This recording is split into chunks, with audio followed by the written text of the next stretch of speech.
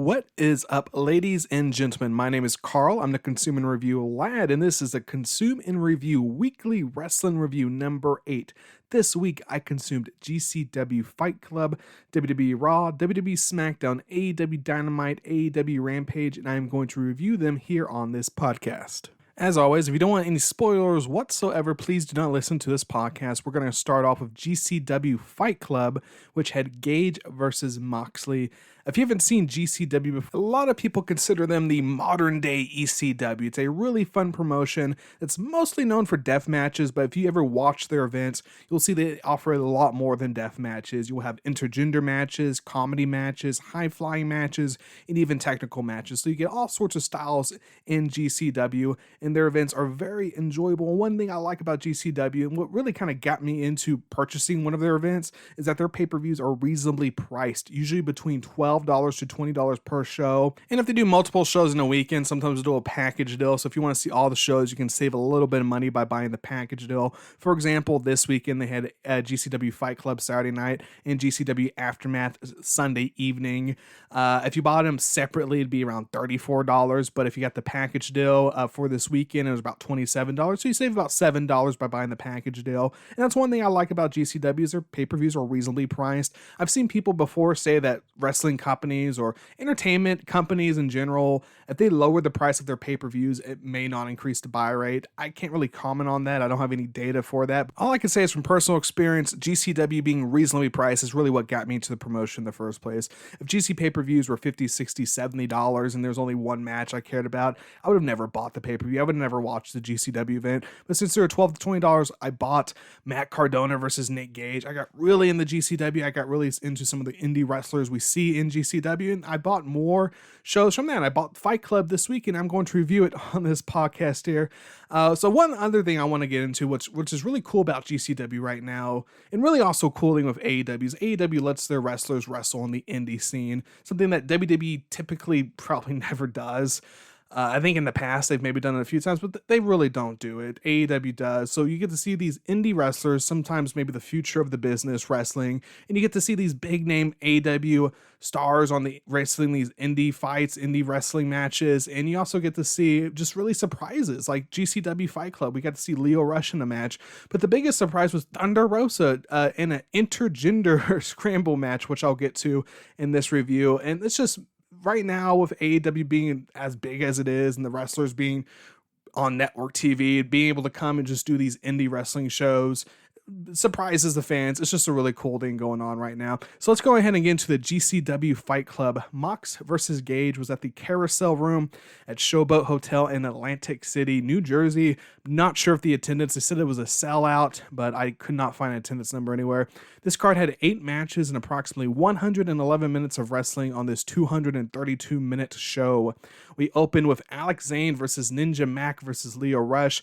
This was supposed to be just Alex Zane versus Ninja Mac, but Lio Rush had his entrance and they made it a triple threat. This match went approximately 11 minutes. Originally, like I said, it was going to be just a normal match, but it was a triple threat match.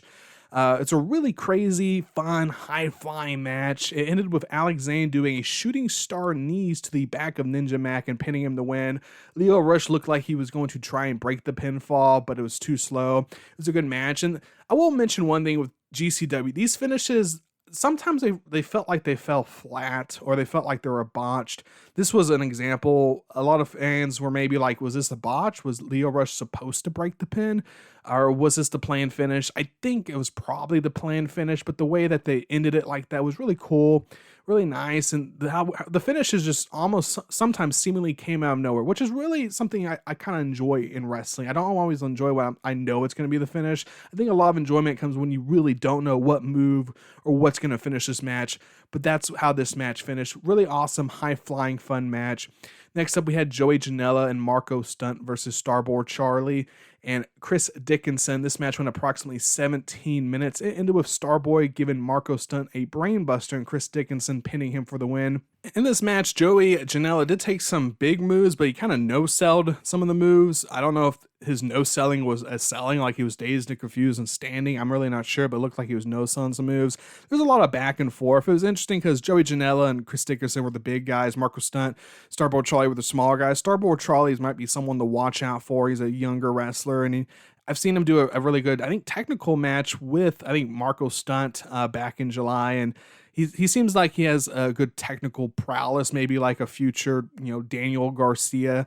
So we'll see where Starboard Charlie goes from here. And that's another cool thing about watching GCW. You're watching, like I said, the wrestlers probably that could be big names in the future that could be in WWE, be in AEW, be in New Japan, but you're seeing them kind of when they're young and just starting out in this indie scene. And that's one of the cool things about watching GCW. This match was a decent match, and it was one awkward moment in this match. Marco Stunt did like a drop kick off the top rope. It looked like he hit his head hard on the ring. A lot of people were speculating if he was injured or what happened, but the wrestling journalist said he's fine and there's no injury there. After the match, Joey Janela kind of cut a promo on Chris Dickinson about burying their beef between them, and everyone shook hands and were happy. Next up, we have Jordan Oliver versus Atticus Cogar.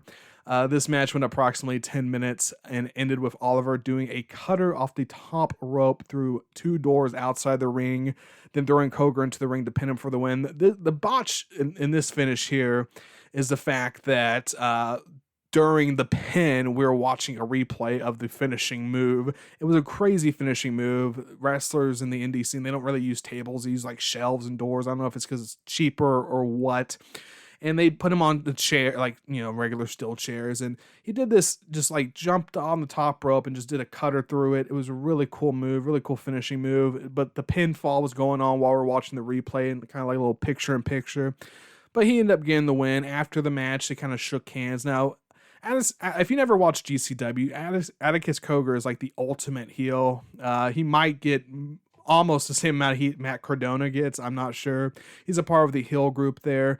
And he was kind of being a little bit of a baby face, shaking hands with Jordan Oliver. And then he immediately turned and started attacking Jordan Oliver. And one of the things he does is he has skewers, and he puts the skewers in the wrestlers' foreheads. And it looks really, really disgusting. And he did that to Jordan Oliver. And then Jordan Oliver is a part of this group called Dumb, Young, and Broke. They came out to help him. Next up, we have Brett Lauderdale. I might have mispronounced that name. I might mispronounce a lot of these names of GCW or just wrestlers in general. I'm pretty bad at pronouncing names. He had a big announcement, but before he could make the announcement, Matt Cardona's music played. He came out, he grabbed the mic. He asked the fans, who's here to see Moxley? Who's here to see Mick Foley? Then he said, fuck Mick Foley. I'm the hardcore legend. We had Effie's music plays, and they've been going at it on Twitter the past few weeks, Effie and Matt Cardona, about this internet title and this match. This match, Matt Cardona versus Effie, is really an internet title versus GCW career match. If Matt Cardona loses this match, he can't wrestle in GCW anymore. This match went approximately 12 minutes. At one moment, Cardona was pinned, and it looked like Effie was going to win, but someone wearing a visor broke the pin, kind of like dragged Cardona out of the ring. Then Cardona and the visor person were able to low blow Effie. Matt Cardona did a second rope. I think it's called a Zack Ryder, whatever his finishing move is called on Effie to get the win. And the visor person ended up being Matt Cardona's wife, Chelsea Green, who was also on Impact tonight. So she was on 2 wrestling promotions at the same time, pretty much. And it looks like, I think rumor has it Chelsea Green might be doing more in GCW. And one match a lot of fans are wanting is Matt Cardona and Chelsea Green versus Iffy and Allie Katch, who was out there ringside with Iffy as an intergender tag team match. Maybe that's something we'll see at a future GCW event. Anyways, we have intermission, what seems to be a normal thing with the GCW events. One thing I do like about GCW and Fight TV is that you don't have to start right when the event starts, and I usually don't. I usually wait maybe an hour or so I can kind of fast forward through this intermission, and I don't have to sit there just waiting like the 15 minutes or whatever. When we came back from intermission, it was set to have a 6-way scramble match, which is something GCW has a lot, is these scramble matches, and they're really fun. It was going to have Jimmy Lloyd versus ASF versus Braden Lee versus Calvin Tankman versus Dante Leon versus Gringo Loco. And then right before the match, Thunder Rosa's music hits and she's added, so it was a 7-way scramble match. This match went approximately 12 minutes, ended with Jimmy Lloyd winning via a pile driver and pinning ASF. This was a decent match. It was really cool to see Thunder Rosa mixing up with the guys in this match, and just Thunder Rosa doesn't have to be doing these type of matches. She's on AEW now. She's on one of the bigger wrestling shows. She's kind of made it as a wrestler, you can say, of being on network TV. She's probably next in line for the AEW Women's Championship. No reason for her to go to these indie shows and mix it up with the guys and do all these moves, but she's doing it because I'm assuming she likes wrestling, and it's a cool thing for us fans to be able to be surprised, especially with this intergender aspect. It was just 6 guys in the ring. Thunder Rosa comes out, and if you're a casual viewer, you're like, is she gonna wrestle? Is that what's happening? And yep, she was able to wrestle, and she was able to put off a good performance. And this was, like I said, was a decent match. Jimmy Lloyd got the win. Next up, we had a 6-man tag match with Akira G. Raver and Alex Colon versus AJ Gray. Mance Warner and Matthew Justice. Mance Warner and Matthew Justice are in the Second Gear Crew, the tag team champions right now in GCW. This match went approximately 15 minutes and ended with a running knee strike on Akira. And I believe both Second Gear Crew were kind of like pinning him to get the win.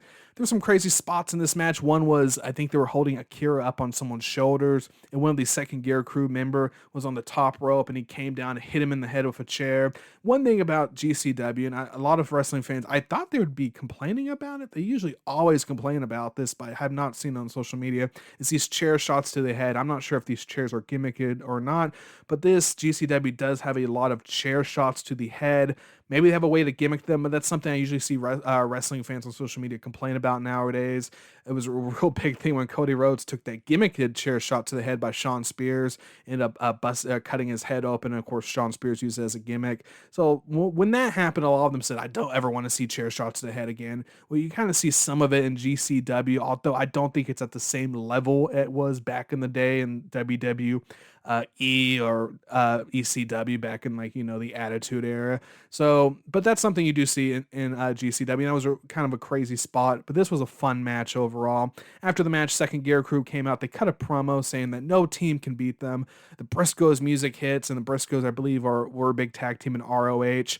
And they say they want to shot the tag team belts. And they had a really long, almost awkwardly long, almost like they're trying to kill time, just staring, facing off each other in the ring, outside the ring. It's like they were leaving, and then they came back to do it again. There was no match announced for tomorrow's show, or I should say for the Sunday Aftermath show. I thought maybe they would announce this match to get people to buy the event, but there was no announcement there. They were just an awkwardly long face-off. Next up, we had Yoya versus Shane Mercer. This match went approximately 15 minutes. It ended with a moonsault battery tombstone position, is what the announcer said, off the top rope. And Mercer pinned Yoya to win. This was a fun match.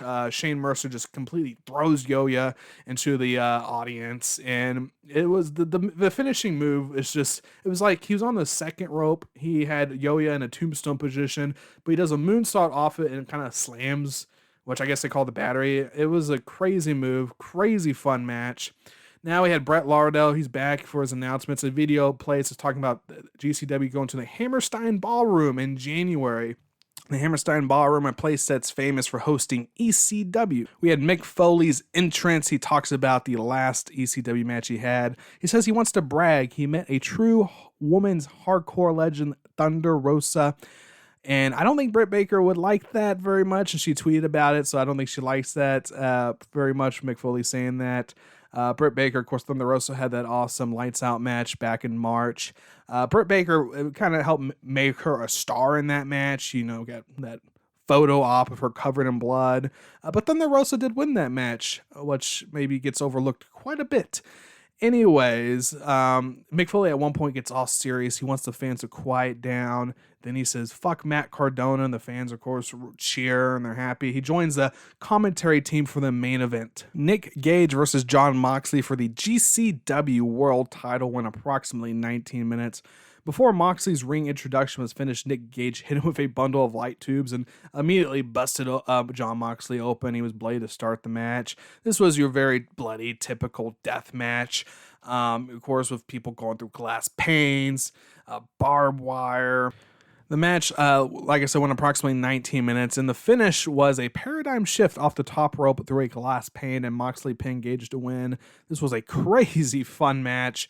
Of course, he had pizza cutter spots in this match. Also, at one point, he had a pizza cutter match or a spot in Moxley's mouth, which is really, I don't. If you don't like pizza cutter spots, you probably definitely didn't like that spot. Moxley's back was completely tore up. He was bleeding a lot of glass spots, barbed wire spots, pizza cutter spots. It was a very hardcore, bloody match. It's just insane that Moxley, who doesn't need to be doing these type of matches, does it just for the fun of it. You know, that's really what it is, just for the fun of it. A lot of people online were speculating that maybe this match ended sooner than it should have because there was one glass pane still in the corner. And they just thought it was kind of a flat finish, which, like I said, a lot of these GCW finishes almost feel flat because I don't know if they're planned that way or what. Anyways, I'm not sure if this match ended sooner than it should. I'm not sure if they had to call an audible or whatever. After the match, Moxley just kind of walked through the crowd, and a lot of the fans were patting him on the back. His back is bloody. There's glass in his back. I don't know why you want to pat on that. It's just kind of gross and, not sanitary. Nick Gage, after the match, takes the mic. He cuts a promo. He's saying he promises to win the GCW title again. Overall, like I said, a very fun pay-per-view. Great value for the price, in my opinion. It's crazy to see these AEW wrestlers showing up on these indie shows, putting on these amazing matches. And it's so cool that you can see these big-name wrestlers be able to drop on these indie shows. It really helps the indie scene, I think. It really helps these indie wrestlers. And I'm sure the AEW wrestlers don't mind doing it also. It's another way that they can maybe earn a little bit of extra money and also get some more ring time, especially for the younger talent. They can get some ring time. And for the more established talent, they can do matches that typically they might not be able to do in their promotion. For example, there's not a lot of intergender wrestling in AEW. And if that's something Thunder Rosa was interested in, well, she can go to GCW and do that intergender match. Same thing with Moxley. There's death matches or sometimes death matches in AEW, but nowhere near the extent you'll see in GCW. And if that's a match that he really likes wrestling in and really likes participating in those type of matches, he can go to GCW and participate in those type of matches. And it's just a really cool thing, like I said, going on in the indie wrestling scene. That's what makes GCW even more fun to watch. So I enjoy GCW's events. Maybe I'll do some more in the weekly wrestling review, but I wanted to add this one to this weekly wrestling review. So let's go ahead and get now to Monday Night Raw. Monday Night Raw was at the Bridgestone Arena in Nashville, Tennessee. Approximately 5,300 fans, so around 100 less than that attended Monday Night Raw last week. We had 1,856,000 viewers, 680,000 the 1849 demo for a .52. 147,000 more overall viewers and 59,000 more in the demo than last week. There was a Monday Night Football game that was delayed due to lightning in Los Angeles, which is the same stadium hosting WrestleMania 39, the SoFi Stadium. Despite it having a roof, I guess the sides don't have any sort of protection, and there was lightning in the area. So besides having a roof, there was a lightning delay, and Monday Night Football started closer to the 9 p.m. Eastern time. So I'm not really sure how that could affect the ratings at all. Maybe there's some effect there. I'm not sure.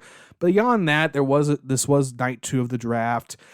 So it has an increased viewership, maybe for the draft, maybe for the Monday Night Football delay, it gave it a little extra bump. I'm not really too sure. I just want to add that to discussion for the ratings. But Monday Night Raw is up in the ratings versus last week. Monday Night Raw this week had 8 matches, approximately 40 minutes of wrestling on the 180-minute show. 26 minutes less than last week on Monday Night Raw. So yeah, 26 minutes less wrestling this week versus last week. Monday Night Raw started off with Becky Lynch, Charlotte Flair, and Bianca Belair just kind of cutting promos on each other. There was a lot of Bianca versus Charlotte on the promos also, where Bianca kind of wanted to attack Charlotte Flair. WWE officials pretty much booked a Bianca Belair versus Charlotte Flair match for the night because of those promos. The draft continues. So we have round 1, pick 1. Raw picks Becky Lynch, the SmackDown Women's Champion. The second pick, SmackDown selects the Usos. So this Heyman storyline of having to get the Usos drafted ended very quickly. Ended on the second pick. He was able to accomplish his goal, getting them drafted. I don't know why they didn't maybe play it out a little bit longer, maybe into the third hour. But whatever, very quick. SmackDown drafted the Usos. Heyman's happy. We actually see them happy backstage. The Usos are happy. Paul Heyman, he looks relieved. We go to the third pick. Raw selects Bobby Lashley. Fourth pick, SmackDown selects Sasha Banks. So in this triple threat crown jewel match coming up next Thursday, I believe October 21st, in Saudi Arabia, Sasha Banks versus Bianca Belair versus Becky Lynch for the SmackDown Women's Championship. Only one of those women is on SmackDown, so maybe that spoils the match results. I'm not too sure. I'm starting to, if I have to make a real quick prediction, I'm really thinking Sasha Banks pins Bianca Belair to win. That way, Becky Lynch is still not pinned, so she can use the excuse that I still haven't lost my title. Sasha Banks, of course, is going to be on SmackDown. She'll have the title. And Bianca Belair already got pinned in 26 seconds, so I don't think her getting pinned by Sasha Banks in this triple threat match would really hurt her too much. Next up, we have Jeff Hardy versus Damian Priest for the United States Championship. This match went approximately 7 minutes. Ended with Jeff Hardy hitting the Twist of Fate and a Swanton Bomb, but it was kind of an awkward landing, and he kind of didn't really pin right away. It was a slight delay. When he goes to pin Damian Priest, it goes to a 2 count before Damian reverses the pin, rolls Hardy up, and gets the 3 to win. This was an all-right match. Afterwards, Jeff Hardy was getting interviewed in the ring about being drafted to SmackDown. Austin Theory had his entrance. He fanboys over Jeff Hardy. He wants a selfie, takes a pic, attacks Jeff Hardy, then lays him out, and then takes another pic. So I guess before Jeff Hardy goes to SmackDown, which is in about, I guess maybe they got 1 more Raw, or 2 more Raws actually before they do SmackDown. Maybe we'll have a little quick feud with Austin Theory. Maybe we'll have a match at the Crown Jewel. We'll have to see where that goes. We have RK Bro backstage interview. Matt Riddle made some sort of comment to Randy Orton saying, "Is that a snake in your pocket, or are you happy as I am?" Which is kind of funny. Riddle cuts a promo about missing Orton. Cuts a promo on the Crown Jewel match. They're going to have a tag team match against AJ Styles and Omos. Orton challenges Omos to a match. Riddle's completely shocked. He wants to have a match with Omos. Round 2 of the draft on Raw. The first pick, Raw selects Seth Rollins. So Monday Night Rollins is back. Second pick, SmackDown selects Nakamura and Rick Boogs. The IC title, the Intercontinental title, is staying on SmackDown. Third pick, Raw selects Damian Priest, the United States champion. Fourth pick, SmackDown selects Sheamus. I thought the mid-card titles would swap. I thought the United States Championship would go to SmackDown. The Intercontinental Championship would go to Raw. I thought Damian Priest was going to go to SmackDown. Nakamura go to Raw. That's not what happened. Raw gets Seth Rollins, which is just a huge get for Monday Night Raw. Seth Rollins. And they keep Damian Priest, which is also good. SmackDown is keeping Nakamura and Rick Boogs, and they're adding Sheamus to the roster. Next up, we had Shayna Baszler versus Dana Brooke. This match went approximately 1 minute. Dana Brooke got a reverse jobber entrance.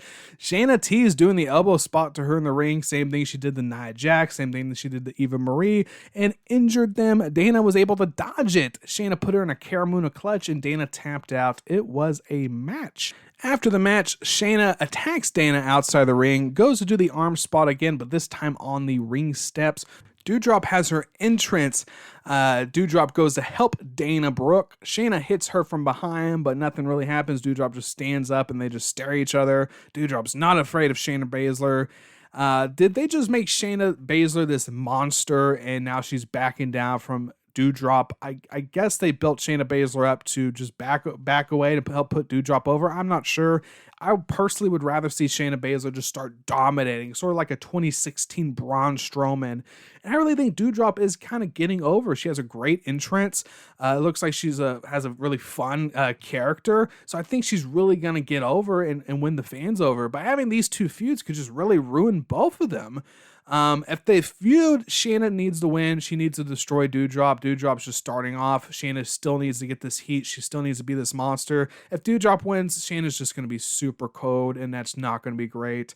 But really, these two don't need to feud whatsoever. They could go completely separate paths, completely get over, but having them feud now could ruin, well, really, if Shayna wins this feud, I don't think it's going to ruin Doudrop.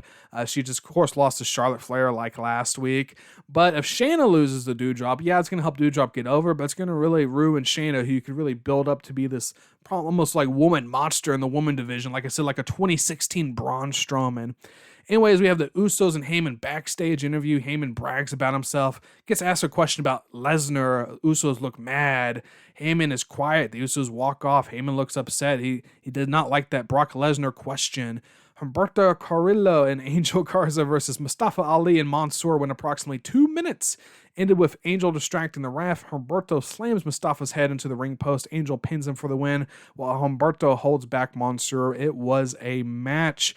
Mustafa Ali, Mansoor jobbing to Humberto Carrillo and Angel Garza, who were jobbing, I don't think not too long ago, to Karrion Kross. We'll see where this feud's going. I'm still thinking Mustafa Ali versus Mansoor might be added to Crown Jewel. I'm not sure. I don't think it's been added yet. It might not be added, but that's a match I could definitely see happening. Third round of the draft. The first pick, Raw selects AJ Styles and Omos. Second pick, SmackDown selects Shayna Baszler. Watch out, women's roster on SmackDown. Shayna Baszler just got drafted there, and she might hurt your elbow. Third pick, Raw selects Kevin Owens. Raw roster gets more and more stacked. Fourth pick, SmackDown goes to NXT, selects Jay Lee. I hope I pronounced that right. So she's going to be added to the woman roster on SmackDown. We have Big E in the ring talking about New Day being split once again in the draft. Talks about his cage match last week. Invites Drew to the ring. Drew McIntyre. He comes out, says Big E deserves to be the champion, congratulates him. Dirty Dogs have their entrance. Robert Roode and Dolph Ziggler come out. Dolph cuts a promo about how he helped Big E and about how he helped Drew McIntyre, and he just wants a thank you. And this ends up leading to a tag team match. Big E and Drew McIntyre versus Dolph Ziggler and Robert Roode went approximately 10 minutes. Big E was setting up to finish Dolph Ziggler, but Drew McIntyre tagged himself in and did the Claymore kick and pinned Dolph to win. It was an alright match. After the match, Big E challenged Drew McIntyre to a match at Crown Jewel for the WWE Championship. So it's going to be Big E versus Drew McIntyre. Drew McIntyre got drafted to SmackDown, so it's his opportunity to win the WWE Championship before he goes to SmackDown. Reggie backstage talks to Adam Pearce about the draft. Adam says, this is news to me. You got bad info. Viking Raiders were behind Reggie. Oh no, the Viking Raiders went from seemingly getting pushed to being jobbers to now they're in the 24/7 hunt somehow. 24/7 crew is there. They try to get Reggie. Of course, he escapes using his talents. Apollo Crews is also there with Commander Aziz, and he says, you see, Monday Night Raw is going to be exciting after all. Kevin Owens in the ring with a mic, but before he can talk, Akira Tozawa has his entrance. Akira apologizes for the interruption, but welcomes Kevin Owens back to Raw. Akira wants to fight Reggie for the 24/7 title right now. Kevin Owens throws away the mic, stunners Akira. His music plays. He ends. That's the end of his segment. We have the fourth round of the draft.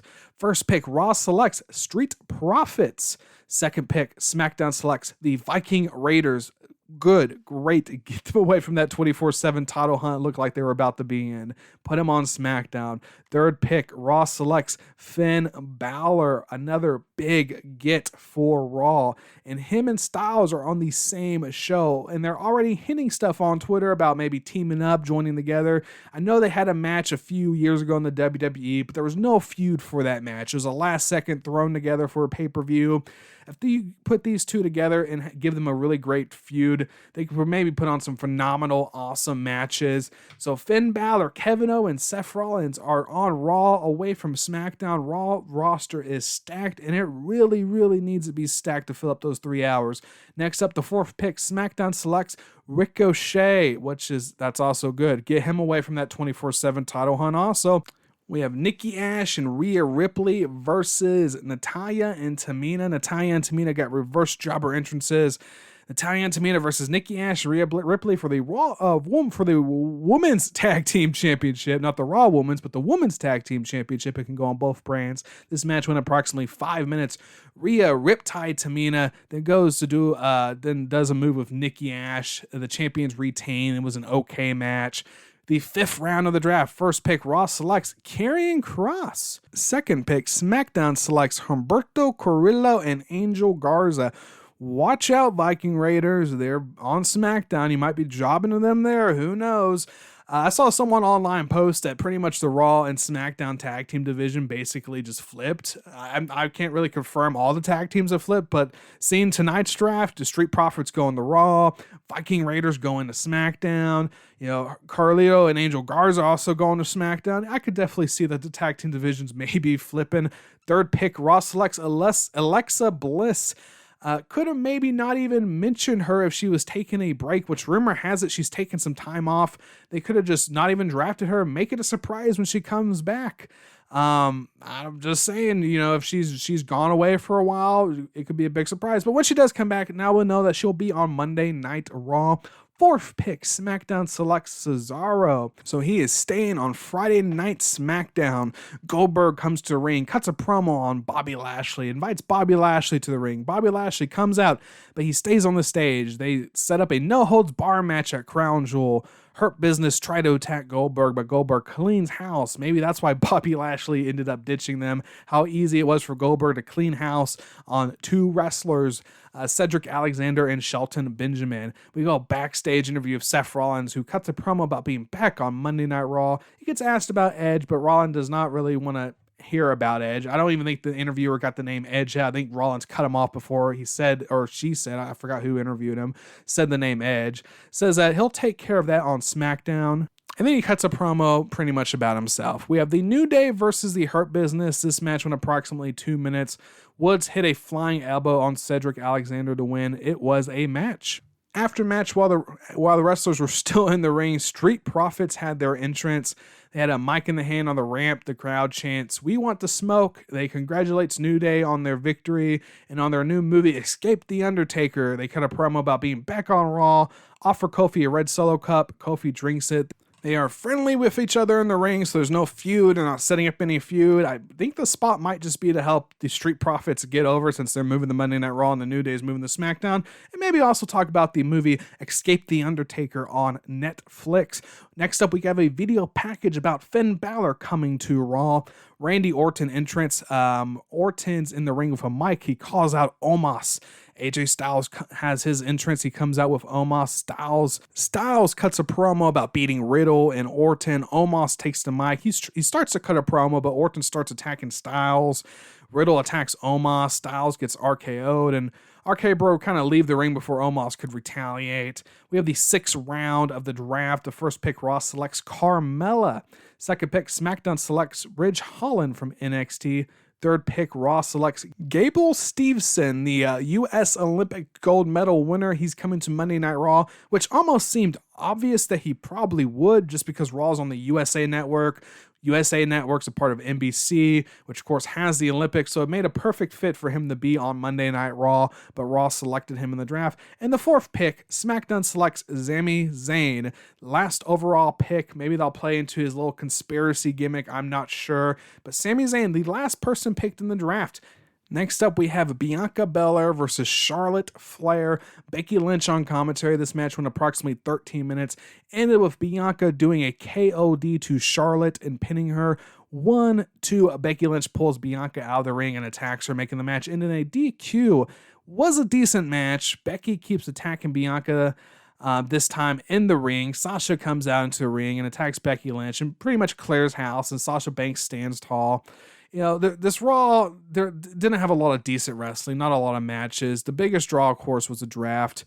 Raw got a lot of great picks. So if we're really talking about the draft, Raw definitely won this draft. SmackDown has a decent roster that can definitely perform, but Raw being 3 hours really needed a stacked roster to fill up those 3 hours, because these last few months, Raw has just not been that great, and SmackDown's been pretty decent. And there's just some talent on Raw that you could see maybe having some longer matches on Raw, being able to showcase that they can do longer matches, which you really can't do on SmackDown too often, because it's just 2 hours, so short. You have so much talent you have to get on.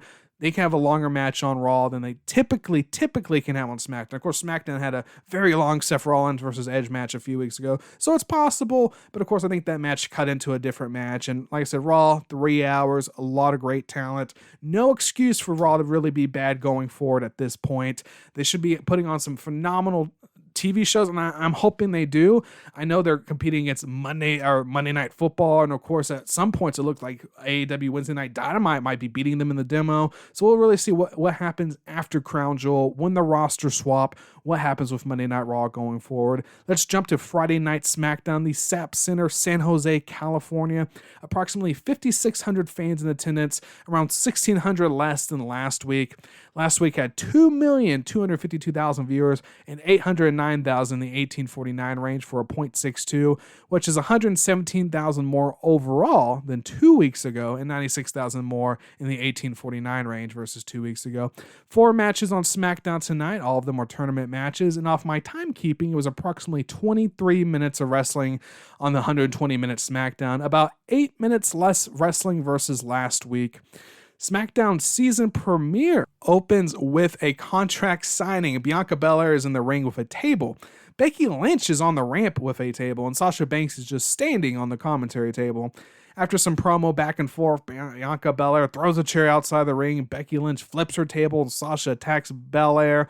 Becky attacks Sasha. Belair somehow puts Becky and Sasha Banks on her shoulders. Sasha falls off, but Bianca Belair uses Becky on her shoulders to hit Sasha in the head, so Sasha ends up falling on the table, and then she KODs Becky on top of Sasha through the table. We have the weekly Mysterio family drama of should I stay in Gorilla or should I watch the match outside the ring, but this time it's Rey fighting a match and Dom staying. First match of the King of the Ring tournament, Nakamura gives up his crown for this tournament. Too bad he's not actually in the tournament and he could maybe defend it.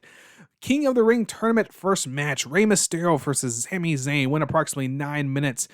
Dom comes out in the middle of the match when Rey's outside laying on the floor. During the match, a turnbuckle came off, and Dom did not like that. He was like, I'm going to put this back on. And Sami Zayn was talking to him. He was like, why are you doing that? And Rey attacks Sami Zayn. And then Rey was talking to Dom. He was like, hey, man, why are you doing that? And Sami attacked Rey, rolled him up and get the win. This was a fun match. Afterwards, we get a Hit Row video package. Seth Rollins backstage interview cuts a promo about himself and his feud with Edge. We have Queen's Crown Tournament first match, Zelina Vega versus Toni Storm. This match went approximately 2 minutes, ended via code red by Zelina Vega to win the match. This was an okay match. We have the Bloodline in the ring. Heyman cuts a great promo to the camera about Reigns beating Lesnar at Crown Jewel. And Heyman is still trying to convince Reigns that he's with him. He's not with Brock Lesnar. We have a backstage segment with WWE officials. Rollins asks, is Edge there? He's supposed to be there, but they don't know. Rollins says, well, he wants an answer tonight. We go Queen's Crown, match 2, Carmella versus Liv Morgan, went approximately 2 minutes and ended with Carmella super kicking Liv to win the match. Yes, I did not know Carmella had a finishing move that was a super kick, but she did. She super kicked Liv Morgan to win the match. It was a match. A lot of people upset that Liv Morgan ended up losing this match. A rumor has it at one point, I think she was penciled in the win, but then plans changed. And by the time the show started, I believe it was Carmella was penciled in the win. A lot of people want Liv Morgan's over. She's over with the fans. They want to see her go far. They want to see her succeed and just go into this Queen's Crown tournament. This could be an opportunity for her to succeed, but she ends up losing 2 minutes to Carmella. And now next week we have Carmella versus her friend Zelina Vega, 2 heels, to decide who goes on to the finals at Crown Jewel. We have Kayla backstage who interviews Mace, who cuts a promo about beating the locker room. Mace got split from his tag team partner, and he's going to SmackDown. We have Happy Talk with Happy Corbin. Street Profits were supposed to be the guests, but they actually never came out. During the show, Madcap Moss was telling a joke. They were laughing at the joke, and then Kevin Owens' music hits, and he comes out, and he fights them. He gets some offense on both of them, but eventually they double team him and beat him up, and Happy Talk ended. Street Profits never even came out. Officials backstage, Naomi's upset she's not in the Queen's Crown tournament. Sonya says, well, we're going to have a match next week. King of the Ring, match 2, Finn Balor versus Cesaro, went approximately 10 minutes. Balor wins via the coup de grace. This was a decent match. Becky Lynch is talking to officials. She puts herself over as she signs a contract for the Crown Jewel match. Seth Rollins is in the ring. He invites Edge out, cuts a promo about Edge being disappointing. A video shows of an Escalade coming into the arena. It's Edge. His music hits. He comes out. Rollins grabs a chair, but Edge spears him. Edge also spears him over the commentary desk. Pat McAfee loses his headset in the shuffle. Edge breaks the chair to get the chair rod. He's going to put Rollins in that move. Rollins elbows him and escapes. Edge challenged him to a Hell in a Cell match. So Rollins is going to get his match, and it's going to be a Hell in a Cell match. It was an okay SmackDown story-wise, but the Queen's Crown matches suck. Let's just be honest, they suck. 2-minute matches typically suck. I know one of them was kind of okay, but just no time. And then really just 4 matches overall, all of them tournament matches, and you had the men, they got up nearly around 10 minutes each. The women just got 2 minutes each. I'm not sure why Liv Morgan lost. Like I said earlier, she's over with the fans. Having the heel versus heel next week in that one. And, of course, the King of the Rings having Finn Balor versus Sami Zayn. So we'll see what the next week's matches bring. Next week also, by the way, Sami Zayn being in this semifinal just kind of spoils next week's match because Sami Zayn just does not go to these shows in Saudi Arabia. So you clearly know that Finn Balor is probably going to win this match and go to Saudi Arabia. And who he faces, well, we don't know. We'll find out on Monday Night Raw. But next week's SmackDown's actually on FS1, and it has Brock Lesnar returning. Baylor versus Sami Zayn to see who will go to Crown Jewel, and Carmella versus Zelina Vega. And on top of all those matches, we have Becky Lynch versus Sasha Banks. And apparently, rumor has it, SmackDown next week on FS1 is going to have a 30-minute commercial-free overrun. Will go one-on-one against AEW Rampage. And, of course, Tony Khan was tweeting about it when he heard it.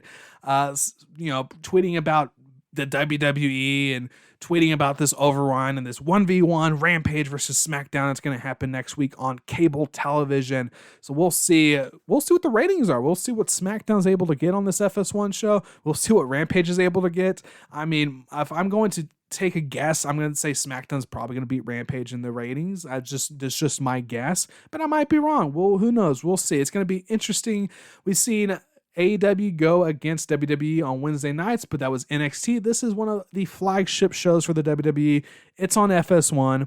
AEW, Rampage, TNT, 30-minute overrun. I don't know what the Rampage first match is. I'm going to assume it's going to be CM Punk versus Matt Sydal, but it really could be Inner Circle versus Junior Del Santos, Men of the Year. Either way, it's probably looks like it's going against Bianca Belair and Becky Lynch. So, it's going to be interesting to see the Monday after where the ratings were. Let's go to AEW now. AEW Dynamite, Leo Core Center, Philadelphia, Pennsylvania. Approximately 7,000 fans in attendance, around the same amount that there was last week. Dynamite got 1,053,000 viewers and 489,000 in the 1849 range for a .37. 99,000 less viewers overall and in the 1849 from last week. This Dynamite also broke the streak of #1 cable TV show on Wednesday night, losing to Playoff Baseball and also the Real Housewives of Beverly Hills. 5 matches on this 2-year anniversary AEW Dynamite with an approximate time of 59 minutes of wrestling for a 120-minute show, 7 minutes more than last week's Dynamite. Like I said, this week's AEW Dynamite was the big 2-year anniversary show.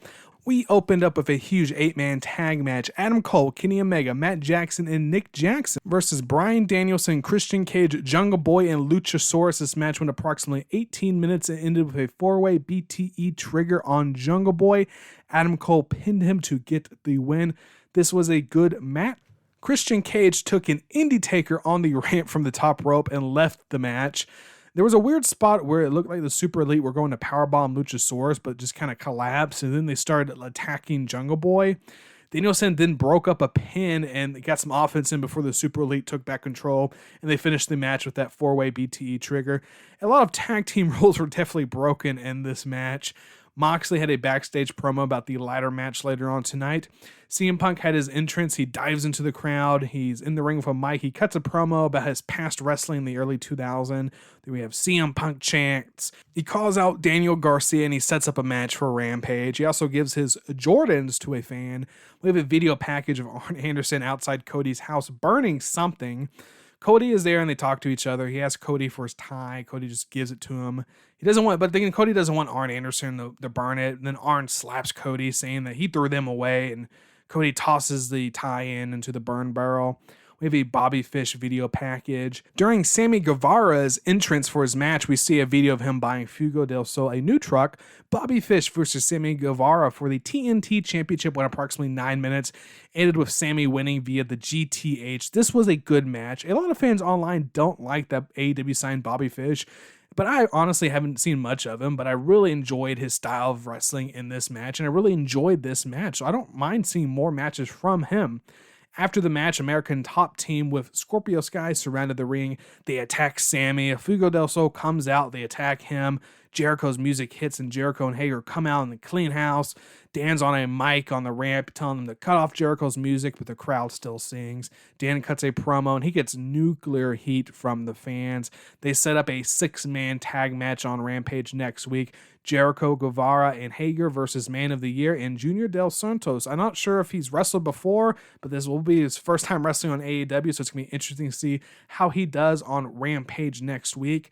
We have Acclaim backstage promo rapping about Lucha Bros about their tag team match on Rampage. Then we have Tony Schiavone in the ring with Ref Aubrey for a big announcement. Tony Schiavone cuts a promo about what happened 2 years ago at the first ever Dynamite. And then they talk about moving to TBS on January 5th. And they unveil a new championship for the women's division, the TBS Championship. So they unveil this TBS Championship with some light blue where it says championship. And it's a nice looking belt. It looks like the TNT original or the black Darby Allin TNT title, but instead of red, it's blue. But you have to wonder if they're going to customize a title for each woman that wins this belt like they're doing for the TNT title currently. And you also wonder if they're going to still add a tag team championship in the future. There's been rumors and speculations, but no solid evidence of AEW saying, yep, we're adding a tag team title for the women's division. This TBS title has been rumored for a few weeks, so it's finally unveiled. So you have the woman talking about wanting to wrestle for that belt. Of course, not Britt Baker. She already has a women's championship, so she's probably happy. I think she even cut a promo saying that she's happy that they're going to go after that belt instead of going after her. But you have to wonder if they're still going to add maybe in the future a women's tag team championship. We'll just have to see. JR interviews with Darby Allin. They talk about why he paints half his face. It pretty much just says 50% of him is dead. He cuts a promo on his feud with MJF. We have Darby Allin versus Nick Comoroto. Nick got a jobber entrance, and during Darby's entrance, when he goes on the turnbuckle, he just decided to dive outside the ring on top of Nick. This match went approximately 4 minutes. Darby wins via the coffin drop. It was a decent match. After the match, QT Marshall diamond cutter Sting, but Sting does his no-selling gimmick where he just no-selled it, get right back up. Sting then kicks him in the nuts. He gives QT a scorpion deathlock, and Sting is, like I said, continuing his trend of just no-selling big moves. The Dark Order's backstage are talking about, from now on, they should make decisions as a family. We have Tony Schiavone in the ring once again, this time with Dante Martin. There's an interview. Dante Martin cuts a promo challenging anyone in AEW. Lights go out. Come back on. Malachi Black's in the ring. He does the black mist to Dante Martin. Roundhouse kicks him. Lights go out again. When they come back on, Dante Martin's outside the ring. Malachi Black is in the ring by himself, and he accepts the challenge. Ricky Starks in the ring with a mic. He cuts a promo on the FTW title and on Brian Cage. I was going to challenge him to a Philly street fight, but he no-shows. But then Cage entrance music hits. He runs in the ring, attacks Stark. Team Taz comes out and pulls Starks out, and they leave. Thunder Rosa cuts a promo backstage, so does Sky Blue. About the TBS title, there's hints at a TBS tournament. We also see a promo by Ruby Soho and Jade Cargill with discussions of who could be the first TBS champion. I really think it'll be Jade Cargill. I feel like Britt Baker's going to have a decent reign, and when she gets beaten, I think it's going to be from Thunder Rosa. So Jade Cargill, I don't think is going to be in the main women's championship title scene anytime soon. I think Britt Baker is going to have a decent reign, and then when she gets beaten, I believe it's going to be by Thunder Rosa. So I think Jade Cargill will be a perfect fit for this TBS title to be the first champion and to have a reign with the title. Next up, we have Hikaru Shida versus Serena Deeb. This match went approximately 11 minutes.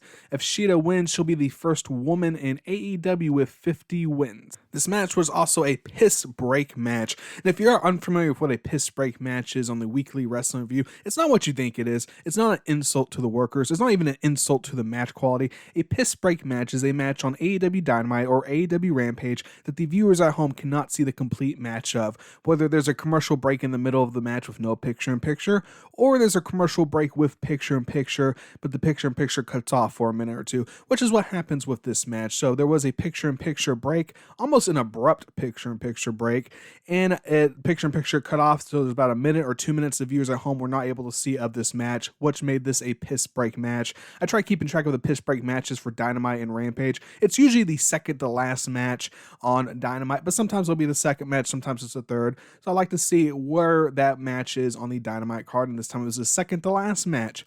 But Serena Deeb in 11 minutes made Shida tap out after doing legwork in the match, and this was a decent match. Serena Deeb, Hikaru Shida are some of the best female workers in AEW, so they put on a decent match, and Serena Deeb stopped Shida from getting her 50th win, even though they already made a trophy for her 50th win, and after the match, Serena Deeb took that trophy and hit Shida with it. So we'll see where this feud goes on from here. We'll see if Shida's going to maybe get some losses and maybe make her 50th win more of a storyline than it was for like Jungle Boy.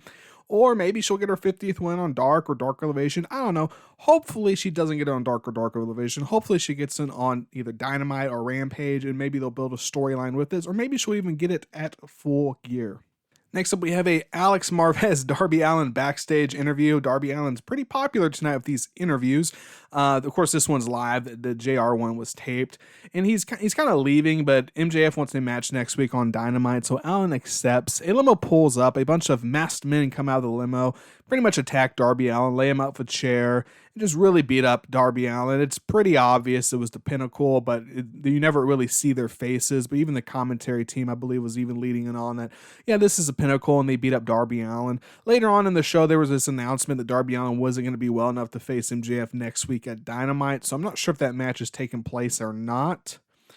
After that, we have a backstage interview with Britt Baker, Reba, and Jamie Hayter, and Britt Baker pretty much just cuts a promo about the woman not really going after for her and going for the TBS title and just leaving her alone. Next up, we have the main event, the Casino Ladder match. Orange Cassidy was the first entrant. He came out with Best Friends, and the 76er mascot, Bastard Pac, is the second to start this match. The third entrant was Andrade, the fourth was Matt Hardy, fifth was Lance Archer, sixth was Jon Moxley, and the Joker, the one that the fans have been talking about. Who's the Joker? A lot of people thought it was going to be Hangman Adam Page. Personally, I thought it was going to be either Jay White or Will Ospreay. I didn't think Hangman Adam Page was going to be coming back so soon, but the Joker ended up being Hangman Adam Page. This match went approximately 17 minutes, and it ended with Hangman grabbing the casino chip to win. It was a great match with a lot of insane spots. There was a deadeye off the top of the ladder through a table that was done to Pac. That had to be a terrible bump to take. I didn't think Hangman was returning so soon, but really thinking about it kind of like before Dynamite in the week of who could be the Joker, I was thinking, what would be the best moment for Hangman Adam Page to win? I thought it was going to be All Out 2021, 2 years before All Out 2019. He lost to Chris Jericho in the world title shot. I think a lot of time in 2019, a lot of fans didn't really know why Hangman Adam Page was in that main event spot. And there was also that story, I believe, with the Elite where they weren't really sitting ringside for him.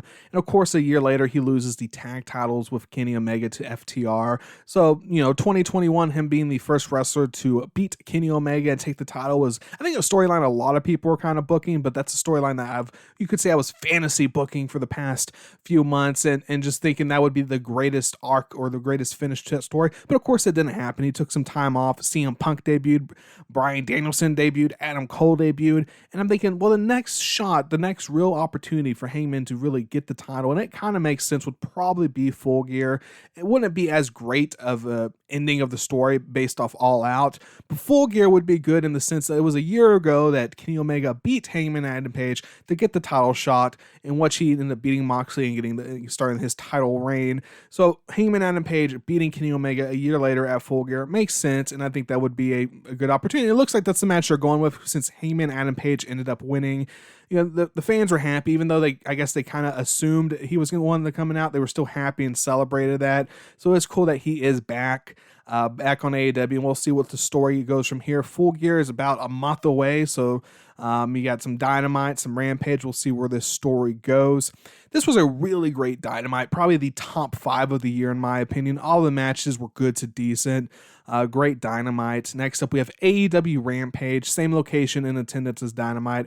Last week's Rampage was 622,000 viewers and 330,000 in the 1849 range for a .25. 18,000 less viewers than the Grand Slam 2 weeks ago, which was 2 hours, and 46,000 less than the 18 and 49 demo. This Rampage had 4 matches. I think it was the first time they've had 4 matches on Rampage, and had approximately 31 minutes of wrestling on the 60-minute show. 3 minutes less than last week. Despite having more matches, they had 3 minutes less wrestling than last week, approximately, of course. And if you want to know how do I approximately get my time keeping for these matches, well, listen to Weekly Wrestling Review number 7 as I go into detail about how I record the time for these matches. All right, it opened up with a Mark Henry interview for Punk and Daniel Garcia. Normally, this Mark Henry spots for the main event, but this time it was for the first match. We get CM Punk versus Daniel Garcia, went approximately 14 minutes. It was a very technical match, had some interference by 2.0, of course. CM Punk did a top rope crossbody onto the apron, hit a package pile driver, and put Daniel Garcia in an anaconda vice, and Garcia tapped out. This was a good match. A lot of people were saying it's probably Punk's best match since he's returned. I could maybe see that. I would probably have to rewatch the Darby Allin match, but this was a really good match overall. Just a nice, very technical match. Tony Schiavone backstage with Dante Martin, Matt Sydal, and Lio Rush. Matt Sydal really doesn't believe in Leo's hype. And Leo said, you know what? I'll go ahead and get you a match next week against CM Punk. And Matt Sydal liked that idea. He'd be happy to have a match with CM Punk next week. And spoiler alert, they ended up setting up that match. So that's a huge match, CM Punk versus Matt Sydal next week. The Acclaim versus the Lucha Bro for the AEW World Tag Team titles. This match went approximately 5 minutes. Ended with Lucha Bros doing their finisher on Anthony Bowens, and Penta pinned Bowens for the win. This was a fun match. These guys put a lot in this 5-minute match. And it was an entertaining 5 minutes, but yeah, only 5 minutes for this match. Next up, we had Jade Cargill versus Sky Blue. This match went approximately 1 minute. Sky Blue got a jobber entrance and tried to get some offense in, but mostly Jade just did a few moves and beat her. And then she went to beat her up some more, but after the match, Thunder Rosa ran out of a chair and Jade cleared the ring. So just pretty much a 1 minute squash match there. We had the Mark Henry main event interview. Brian Cage versus Ricky Starks street fight for the FTW title. This match went approximately 11 minutes. A lot of weapons were used in this match. Starks got a lot of offense in. When Cage was getting some offense in, Team Taz came out, but Cage was able to clear house. He kind of went to pin Starks to win, but Team Taz interfered again, and Starks got busted open in this match. He did a move. I'm really not sure what move he did, but he did a move and he pinned Cage to win, and this was a decent match. It made Cage look pretty good. I don't know if the fans are really over on Cage right now. There's been all those, he's been doing these interviews and people have been, I guess, misquoting the interviews on Twitter, and he's getting a really bad look. I know his spouse ended up kind of trashing how he was being booked on AEW, and I think he's getting some heat from the fans for that. And of course, Ricky Starks is really over. So even though he's a babyface in this feud's really not helping Brian Cage too much, but this match did not make him look bad whatsoever. It really took all of Team Taz to beat Brian Cage. I couldn't help thinking how unfair this match really was, because Brian Cage really has no friends that we see in the locker room, and there's Team Taz, so there's no disqualification. Team Taz could just 3-on-1 him the whole match, but Ricky Starks looked good. He got a lot of offense in, and then when it looked like Cage was going to win, Team Taz finally interfered. And it took 3 men to pretty much beat Cage, so it helped him look good in the end also. There was no piss break match in this Rampage. I guess putting it 4 matches and having 2 of them be relatively short didn't have any sort of commercial interference, or would have had to do no picture-in-picture, or, picture-in-picture and cut off straight to commercial. There were picture-in-pictures for, I believe, the first match and the main event, but of course the 5-minute match, I don't believe had a commercial or picture-in-picture. but there was no piss break match that I recorded for this Rampage. Overall, this was a decent Rampage. 4 matches, some of them had to be shorter, whatever. Like I said, Lucha Bros and Acclaim, they did a lot in their 5 minutes. Jade Cargill had just basically a squash match. Next week, we have Punk versus Matt Sydal. Ruby Soho versus Bunny. Inner Circle, which is Chris Jericho, Sammy Guevara, and Jake Hager versus Man of the Year, Scorpio Sky, and Ethan Page, and Junior Dos Santos from American Top Team.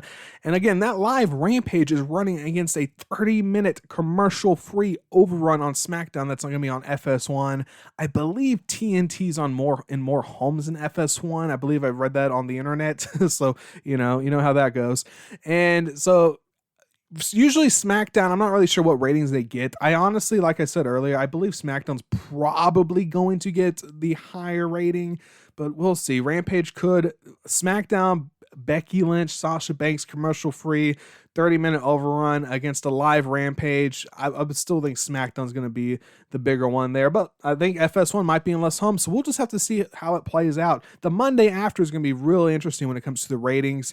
Dynamite's going to be on Saturday, so no Wednesday night Dynamite. It's going to be on Saturday for the next 2 nights. We have Dante Martin versus Malachi Black, Lucha Bros versus Andrade in a mystery partner for the AAA title, and Bryan Danielson versus Bobby Fish. That's going to be an awesome match. Really impressed with Bobby Fish.